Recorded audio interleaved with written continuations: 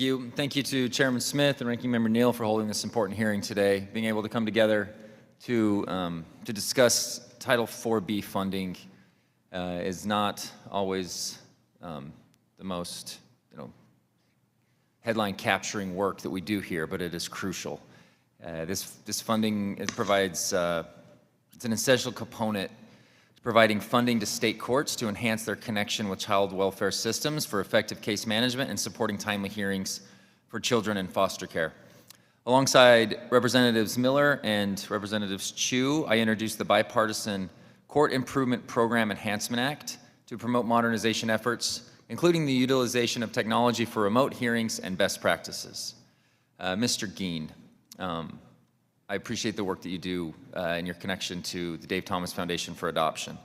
I got a chance to meet him my senior year in high school. My life was never the same after that. So thank you for working on such an important thing. And I assume with your celebrity status and social media presence, that's why we're experiencing such a high volume of participation and audience today.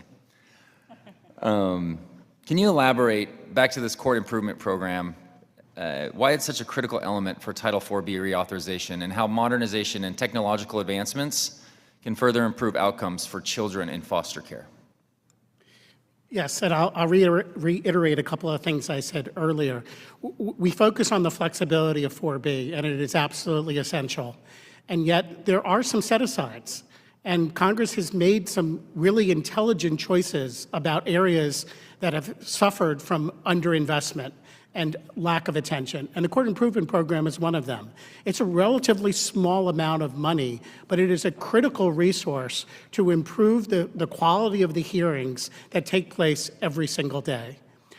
When you talk about the technological innovations, I've mentioned this before, that states learned a lot during COVID. They were forced into a different situation, and they had to figure out how to continue to hold hearings in an environment of COVID and safety procedures. And so they experimented a lot. And I think that there's a lot to be learned from that period of time.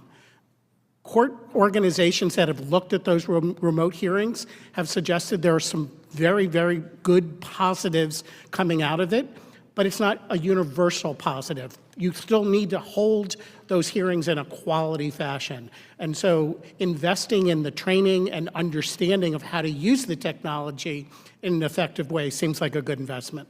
Thank you. And the work that Dave Thomas Foundation for Adoption and other folks that are trying to find your forever families.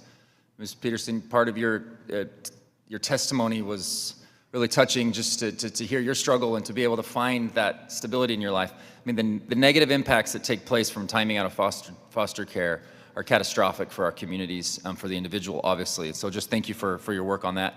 Ms. Hilton, great to see you again. Thank you for the work that you do, the advocacy work that you do, not only in my state of Utah, but here at the federal level as well. We've had a few chances to meet.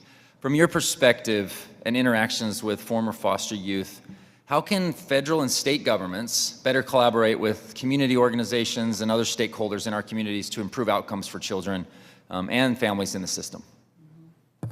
Thank you. So good to see you again as well. And I think it's important for people to work together and figure out ways where they can make the biggest difference. And I think it's important for there to be transparency so that people know what's happening in both places. Excellent. And as I was mentioning earlier, this isn't the most headline-grabbing topic, Title IV-B funding, but your presence and advocacy also does lend a hand to helping us, get this out there more. So thank you for your voice in this. And lastly, Ms. Peterson, as I mentioned your story earlier, anything you would like to add with the involvement as I talk about state and federal government and local community?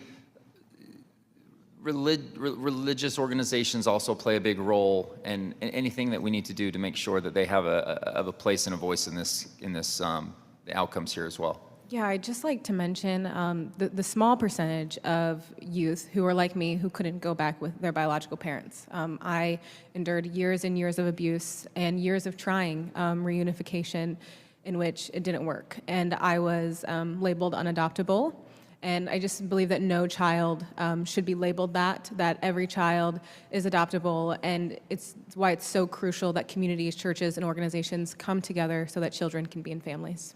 Thank you so much. Yield back.